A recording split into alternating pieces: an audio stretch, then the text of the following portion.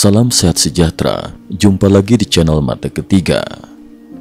Baru-baru ini, di desa Siti, Provinsi Hunan, sebuah tim konstruksi jalan tanpa sengaja menemukan kumpulan fosil besar yang bentuknya sangat mirip dengan cakar naga. Ukurannya luar biasa besar, diperkirakan panjangnya mencapai 5 hingga 6 meter. Dari gundukan tanah yang tebal, terlihat cakar itu masih tertutup oleh sisik-sisik yang tampak hidup dan nyata. Kabar penemuan ini segera menyebar dan menarik perhatian warga sekitar. Banyak penduduk berbondong-bondong datang untuk melihat langsung. Bahkan beberapa orang menyiarkan penemuan itu secara langsung. Tak lama, video tersebut viral di internet dan memicu perdebatan besar. Apakah ini bukti nyata bahwa fosil naga sungguhan akhirnya ditemukan? Legenda naga dari mitos kuno hingga perdebatan modern. Sejak zaman kuno, naga selalu menjadi makhluk mitologis yang sakral dalam budaya Tiongkok. Banyak catatan kuno, prasasti dan cerita rakyat menggambarkan wujud naga, namun hingga kini belum ada bukti fisik yang meyakinkan. Dalam 12 sio, hanya ada naga yang tidak memiliki bentuk nyata di dunia, membuat eksistensinya semakin misterius. Dalam video sebelumnya, kami telah membahas kemungkinan apa sebenarnya naga itu. Apakah ia benar-benar ada atau hanya simbol dari fenomena alam tertentu? Kali ini, kita akan membahas hal yang lebih dalam. Jika naga memang pernah ada, kemana mereka menghilang? Mengapa kita hanya menemukan jejaknya dalam legenda dan kitab kuno, tapi tidak pernah di dunia nyata? Peristiwa naga jatuh di Sungai Sonkua, 1944. Mari kita kembali ke tahun 1944. Di desa Chenciaweci, Kabupaten Chaoyuan. Seorang warga yang sedang berjalan di tepi sungai Sonkua tiba-tiba menemukan makhluk hitam raksasa. Tubuhnya sepanjang 10 meter lebih, bersisik seperti ikan, berkepala besar seperti sapi, dengan 4 kaki besar yang menancap dalam di lumpur. Dan di dahinya terdapat 2 tonjolan seperti tanduk ayam jantan. Penampakannya sangat mirip dengan naga dalam legenda. Makhluk itu tampak sekarat, napasnya tersengal-sengal. Penduduk segera memanggil orang-orang desa lain, dan dalam waktu singkat, ratusan orang datang berbondong-bondong untuk melihat naga hitam itu. Namun, ketika semua orang sedang mengerumuninya dengan kagum, langit tiba-tiba gelap dan hujan deras turun disertai angin kencang. Warga pun berlarian pulang. Hujan berlangsung sepanjang malam dan menyebabkan air sungai meluap. Anehnya, keesokan paginya, desa di tepi sungai itu tetap selamat dari banjir.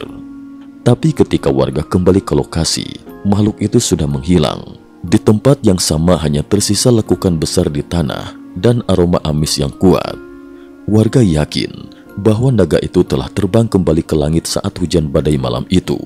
Peristiwa ini dikenal sebagai insiden naga jatuh di Sungai Sonkua 1944. Lebih dari 100 saksi bersumpah mereka benar-benar melihat naga itu dengan mata kepala sendiri. Jejak naga dalam catatan sejarah dan nama tempat. Kisah tentang naga tidak hanya berhenti di situ. Catatan kuno menyebutkan bahwa pada masa dinasti Qin, ketika Kaisar Qin Shi Huang berkuasa, seorang tabib bernama Lu Sheng diutus mencari ramuan keabadian ke Laut Timur. Setelah gagal, ia melarikan diri ke selatan dan bersemedi di pegunungan daerah Shaoyang Hunan. Suatu hari, muncul seekor kuda surgawi yang kemudian berubah menjadi naga di hadapannya. Sejak saat itu, gunung tempat kejadian tersebut dikenal sebagai Gunung Sembilan Naga, Chiu Longshan.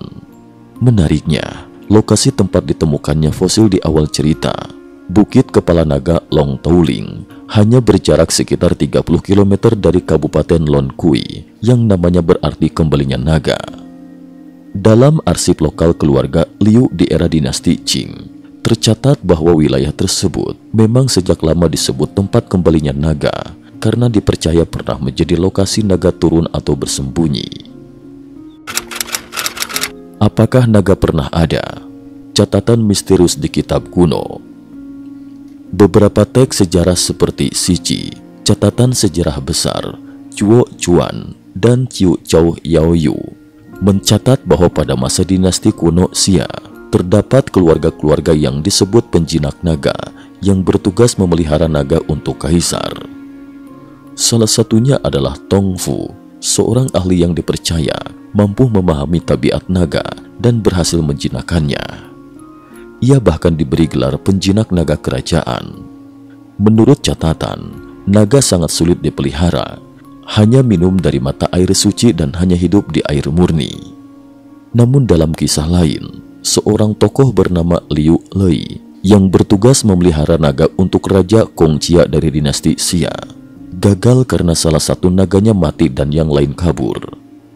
Karena takut dihukum mati, ia memotong naga itu dan menyajikannya sebagai hidangan daging. Tak disangka, sang raja justru memuji kelezatannya. Dari sinilah muncul legenda bahwa kaisar-kaisar kuno mungkin pernah memakan daging naga. Jika benar, bisa jadi inilah alasan mengapa naga akhirnya punah, diburu dan dimakan oleh penguasa yang menginginkan keabadian. Simbolisme naga dan maknanya dalam peradaban timur.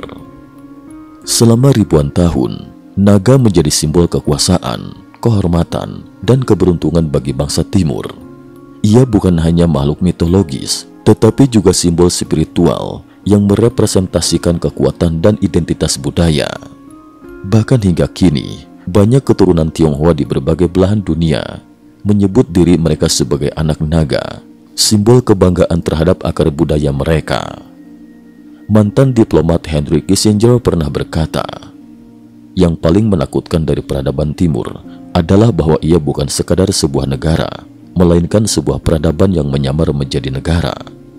Ungkapan ini menegaskan bahwa budaya naga telah tertanam begitu dalam identitas bangsa timur, menjadi roh yang tidak pernah padam. Asal-usul ras naga dan hubungannya dengan alam semesta.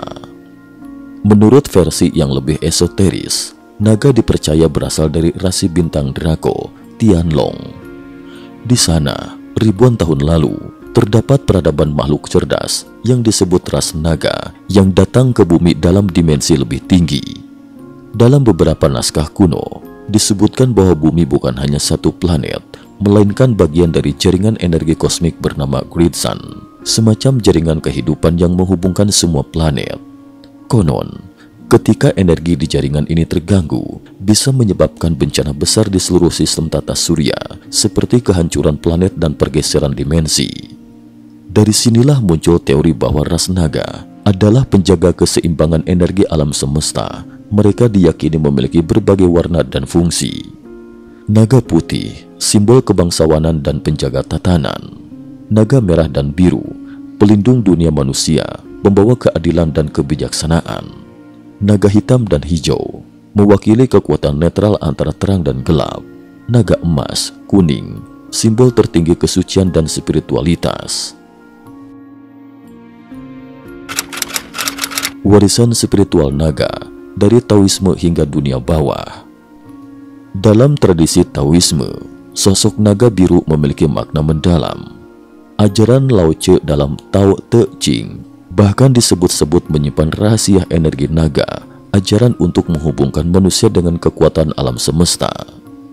Tokoh legendaris seperti Chang Taoling dan Chiu Chuji, pendiri aliran Longmen, gerbang naga, dipercaya menjaga rahasia tersebut selama berabad-abad.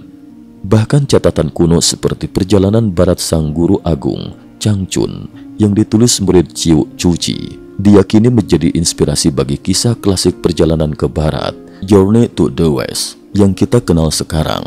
Di balik kisah Sun Wukong dan perjalanan ke barat itu, tersembunyi alegori spiritual tentang pencarian makna sejati dan kebangkitan naga dalam diri manusia.